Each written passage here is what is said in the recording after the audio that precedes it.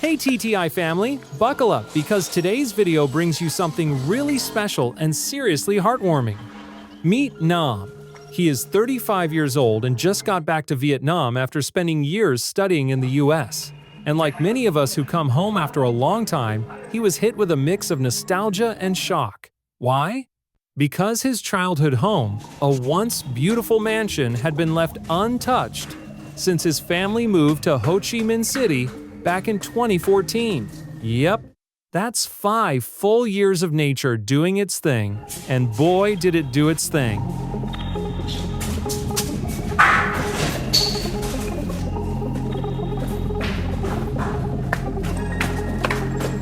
The place was buried under layers of weeds, vines, fallen branches, and debris. It didn't just look overgrown, it looked like the house had been swallowed whole by a jungle. But instead of freaking out and calling it quits, Nam was inspired. After watching a bunch of those satisfying deep clean videos, you know the ones, he decided he was going to bring the house back to life. And this wasn't just a cleanup, it was personal. Nam wanted to restore the house not just as a place to live, but as a way to reconnect with the memories he had there.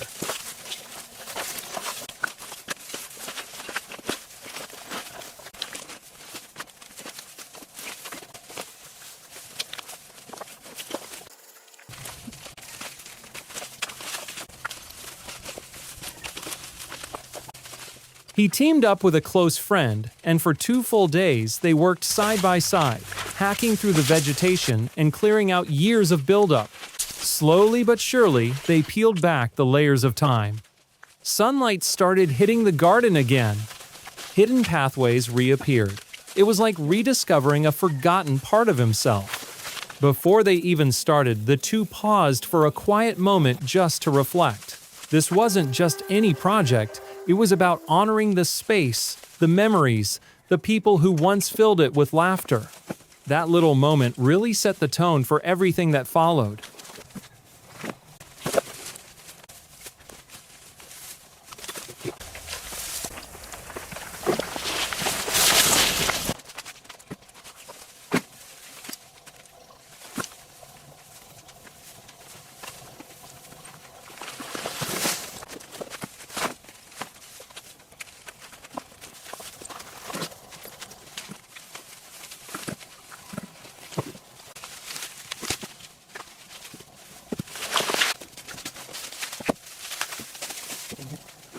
They kept things simple, just basic hand tools, elbow grease, and patience.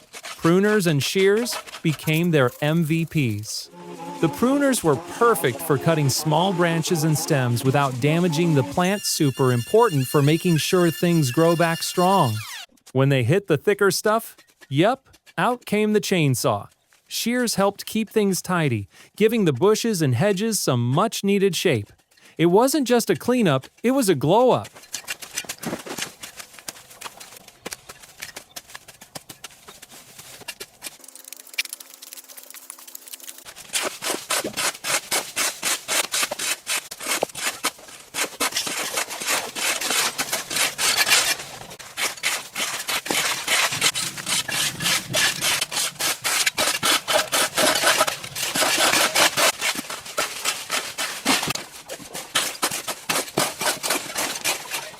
But cleaning a garden like this goes way beyond looks.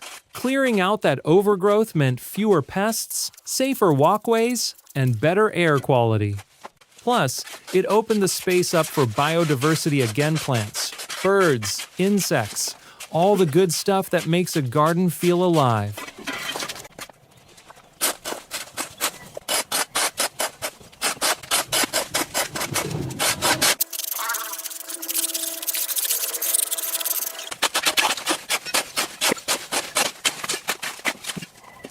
And let's not forget the rakes. Flexible ones for delicate areas, tough ones for compacted zones. Not only do they gather all the mess, but they also help aerate the soil, basically letting the ground breathe again. Every tool had a job, and every section of the garden got special attention. They tackled one area at a time, trimming, clearing, raking like pros.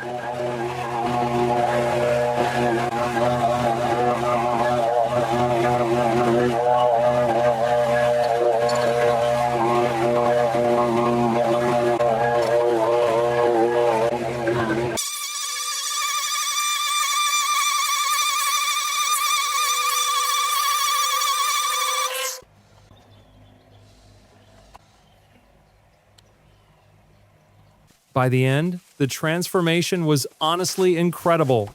The house and garden had life again. And more importantly, Nam had reconnected with something deep and meaningful.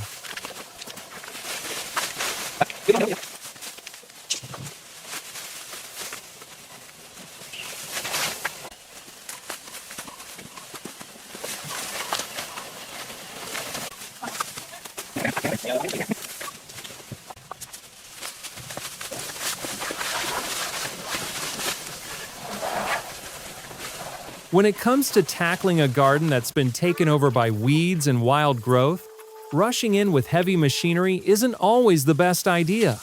That's why Nam and his team chose to go old school with hand tools.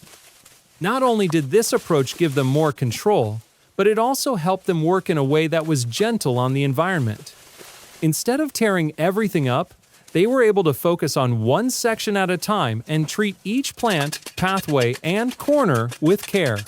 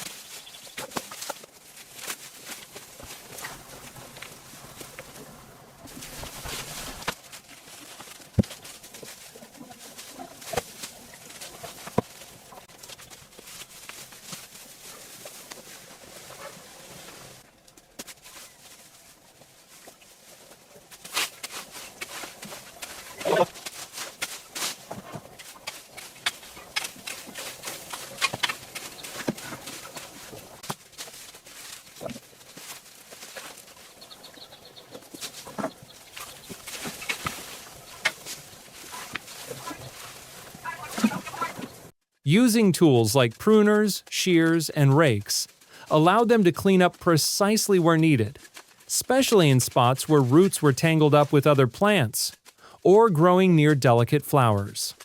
That level of detail is super important when you're trying to save as much of the original garden as possible. Plus, working by hand means the soil stays healthier. Earthworms, microbes, and all those tiny organisms that keep a garden alive and thriving don't get disrupted. It's not just cleanup, it's ecosystem preservation.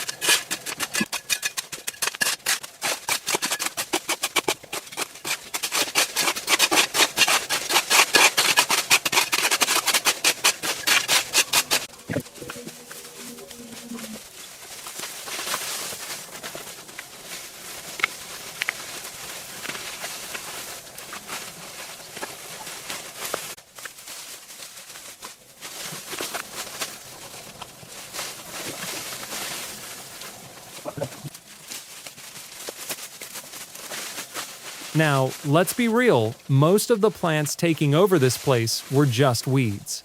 So many, in fact, that they couldn't even tell where the courtyard ended and the garden began until they started cutting things back and clearing the ground.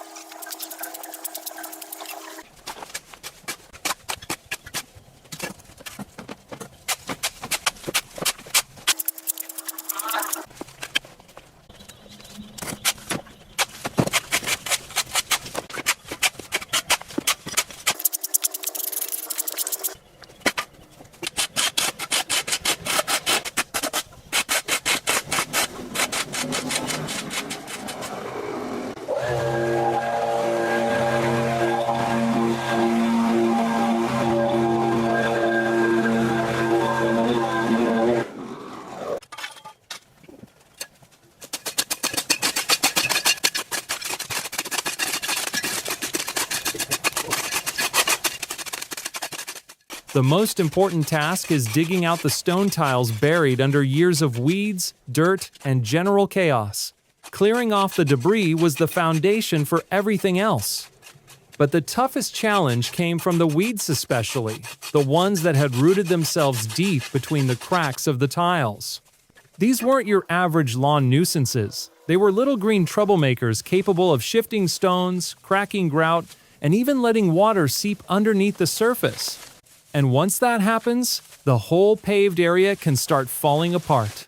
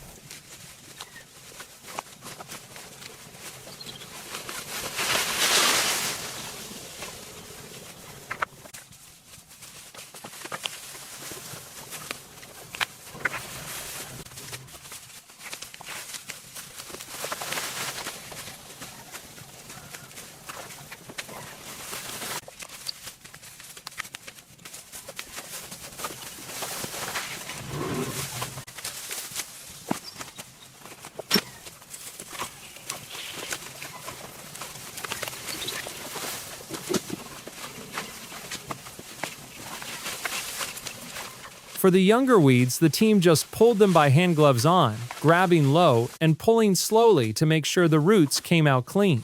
Breaking the stem might seem like a win, but those roots will sprout again faster than you can say, round 2.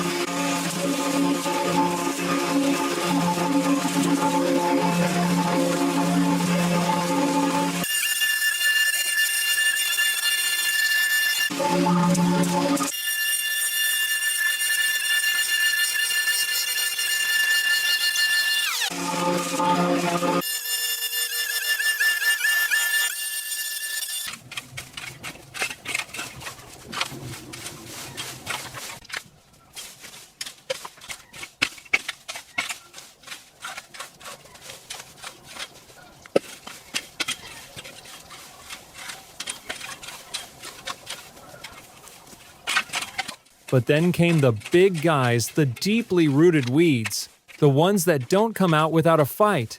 These needed specialized tools like weed pullers. With their narrow, forked ends, weed pullers can dig right into tight spots between the tiles and grab hold of the root base. A little leverage, a bit of finesse, and out they come in one clean motion well, hopefully.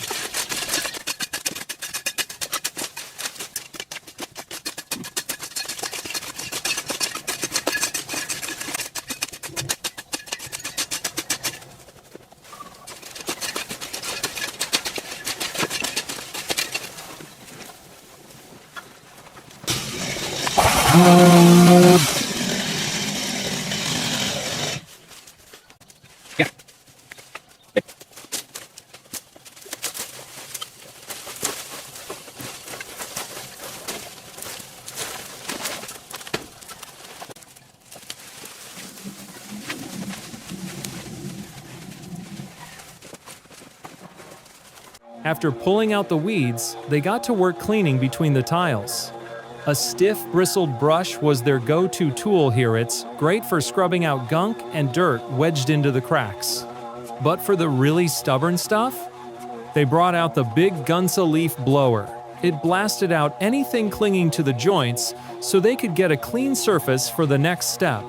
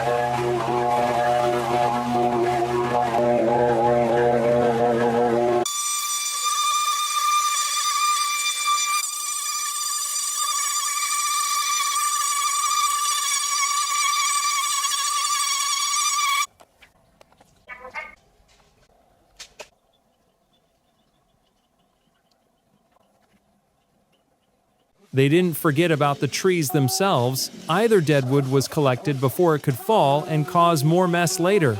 Then came the rakes. Flexible ones worked best for gathering the mountains of fallen leaves without tearing up the soil underneath. Around the tree bases, they took extra career-moving weeds, trimming tall grass, and even picking up old fruit, seeds, or nuts. Not only does this keep the place looking tidy, but it also stops pests and slipping hazards. Where the ground was uneven or exposed roots had surfaced, they filled in the dips with soil to protect the roots and make the space safer to walk on.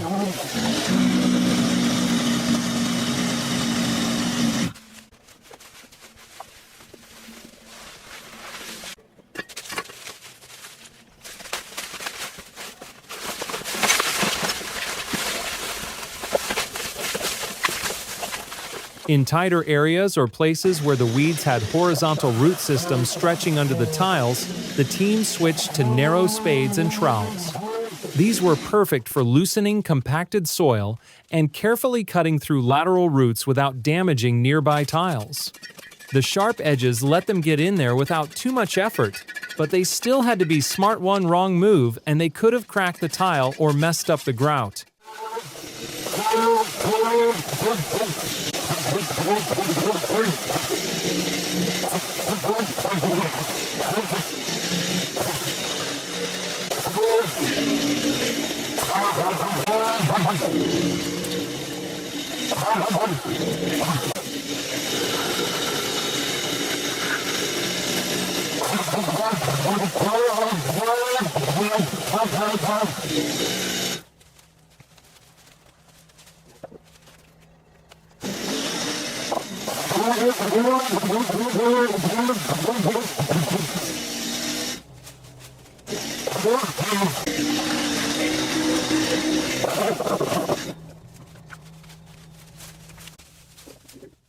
So this wasn't just a grab-and-go kind of weed removal. Every move was intentional and every tool had a purpose. It was a slow, steady process, but one that brought real results, one tile and one weed at a time.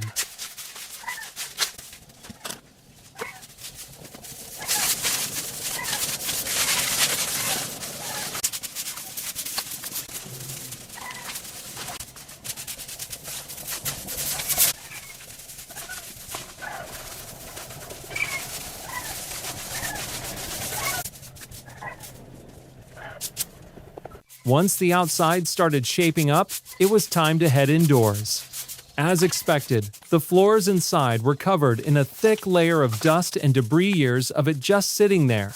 Depending on the floor surface, they picked the right broom for the job. For smooth tile or stone floors, soft bristled brooms did the trick. No flying dust clouds here.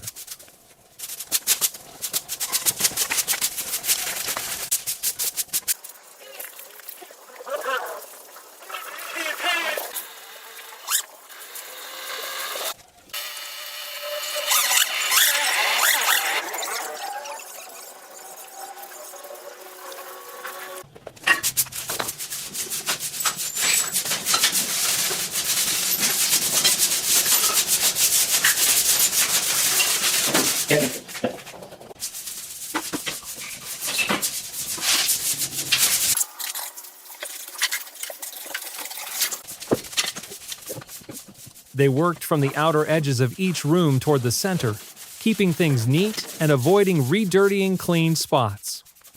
Then it was back to the backyard, where some heavy lifting was still waiting. They had to assess the situation: how many trees, how much leaf buildup, and whether any big branches had dropped. First step: remove the large stuff like fallen limbs and thick branches. Loppers came in handy to cut them down into manageable chunks.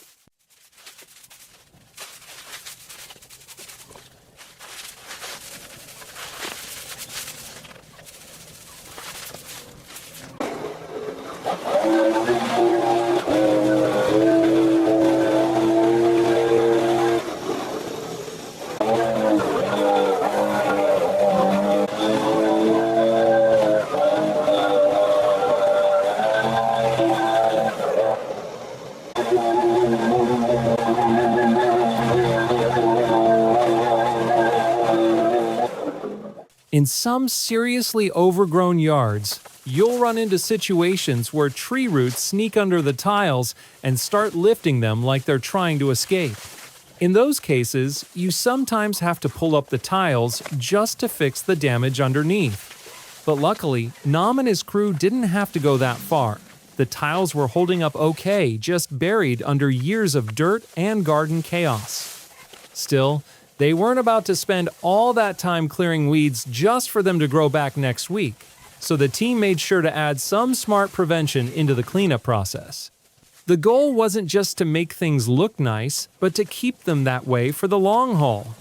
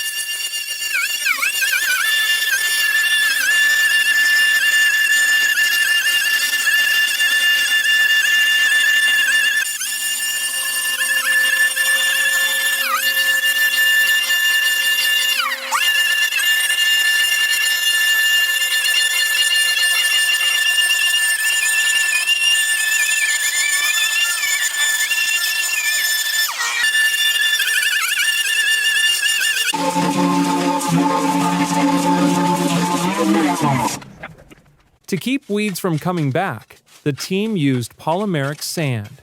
It's this special blend of fine sand and glue-like binders that gets swept into the gaps between tiles. Once they wet it down, it hardens into a solid barrier, no more room for weeds to sneak in. Pretty clever, right?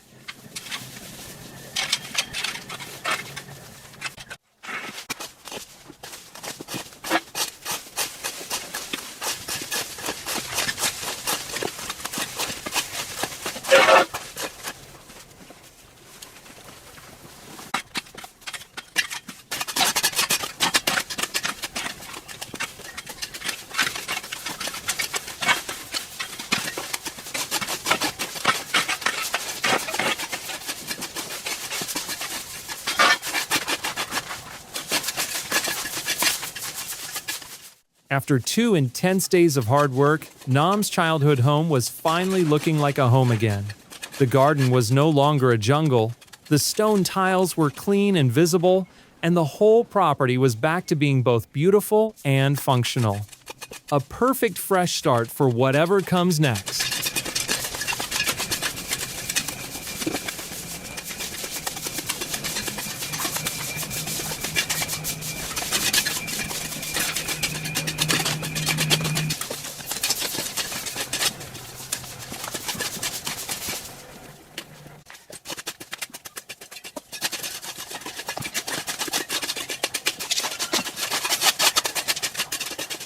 Inside the house, every room got the full treatment swept, scrubbed, and sanitized from top to bottom.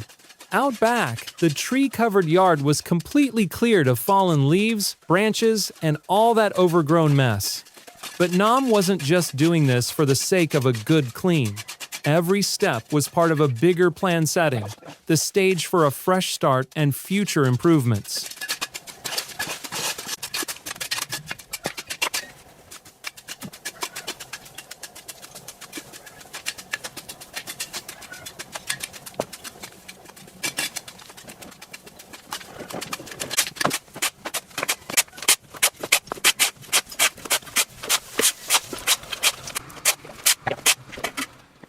Instead of spending time and money fixing neglected areas later, Nam made sure everything was in order now.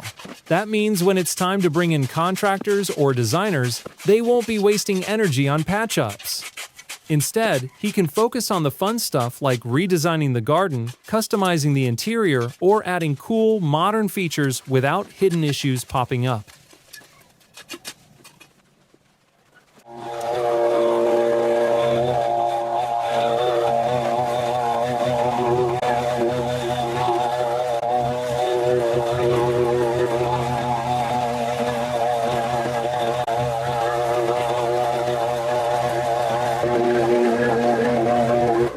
This deep clean wasn't just about tidying up, it was about clearing the way for real transformation. Nam's work shows just how powerful a bit of prep can be. Now, his family home isn't just clean, it's full of new potential.